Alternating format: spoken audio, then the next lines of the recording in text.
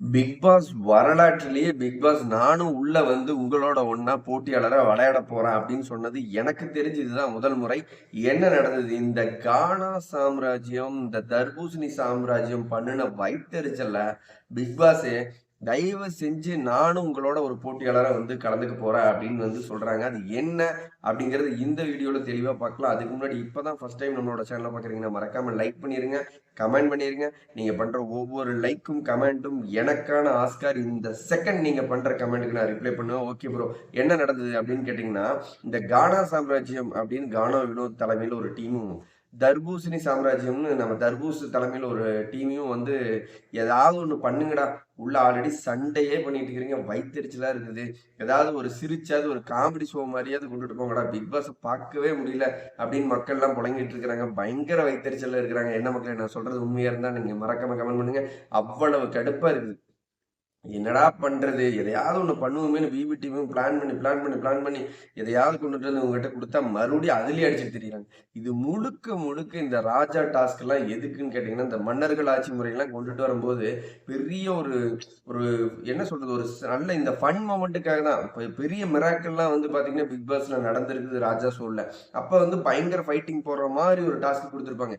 இது வந்து கானா சாம்ராஜ்யம், தர்பூஸ் சாம்ராஜ்யம் ஆரம்பிச்சதுக்கான முழு முதல் காரணமே ஃபன் மொமெண்ட்டாவது கிரியேட் ஆகும். ஏன்னா அந்த டாஸ்க்கை வாசிக்கும் போதே ஃபுல்லா தெரியுது, முழுக்க முழுக்க இது காமெடி தர்பார் மாதிரி கொண்டுட்டு போனது தான். காமெடி கிடைக்குமான்னு பார்த்தீங்கன்னா அங்கேயும் அடிச்சுட்டு தான் கிடக்குறாங்க. ஏன்னா ஃபைட்டிங் மொமெண்ட் அதுக்கு தகுந்த மாதிரி ஒரு கண்டென்ட் கொடுத்துருந்தாங்க, ஒரு டாஸ்க் கொடுத்துருந்தாங்கன்னா நீங்க சண்டை கட்டுறது நியாயம் தான், நானே அக்செப்ட் பண்ணிக்கிறேன். ஆனா நீங்க காமெடியா பண்ணுங்கடா அப்படின்னு சொல்லி ஒரு ஒரு மன்னர் முறையை கொண்டுட்டு வந்து கொடுத்தா இவங்க காமெடியை தவிர்த்து அதுலயும் அடிச்சிட்டு இருக்கிறாங்க. தனிப்பட்ட சண்டை காட்சிகளும் ஒருத்தருக்கு ஒருத்தர் உள்ள வெறுப்புகளையும் காமிச்சிட்டு இருக்கிறதுக்கு மட்டுமே தான் நான் பயன்படுத்திட்டு இருக்கிறாங்க ஒளிய. இவங்க கிட்ட எதுவுமே கிடைக்காது அப்படின்னு பிக் பாஸ் கடுப்பாகி ஒரு மொமெண்ட்ல வந்து உள்ள இருக்கிற எல்லாருமே சேரை போட்டு ஒரு லிவிங் ஏரியா மாதிரி ஒன்று செட் பண்ணுங்க, அவங்க கிட்ட பேசணும் அப்படின்னு சொல்லிட்டு அவங்க கிட்டலாம் பெருசா நான் எதிர்பார்த்துட்டு இருக்கிறேன். பார்த்தீங்கன்னா நான் தான் பெரிய அப்படிங்கிற மாதிரி காட்டுறீங்க, கடுப்பாவது, தயவு செஞ்சு நானும் போட்டியாளர்களாக வந்து இறங்குறேன் அப்படிங்கிற மாதிரி சொல்றாங்க. அது மட்டும் இல்லாம இந்த முறை தர்பூசியும் நம்ம கானா வினோத்தையும் பதவி விலக சொல்றாங்க. இவங்க ரெண்டு பேர்த்தையும் தூக்கிட்டு இந்த இடத்துல விஜே பார்வதி ஒரு அந்த அந்த நாட்டுடைய இளவரசியாகவும், இந்த பக்கம் நம்ம விக்ரமையும் போடுறாங்க. அடுத்தது இதுலயாவது ஏதாவது பண்ணுங்கடா, ஏன்னா விக்ரம் அண்ணன் ஆல்ரெடி ஏதாவது பண்ணுவார் தான் அப்படின்னு எதிர்பார்த்துட்டு இருக்கிறாரு பிக் பாஸ்.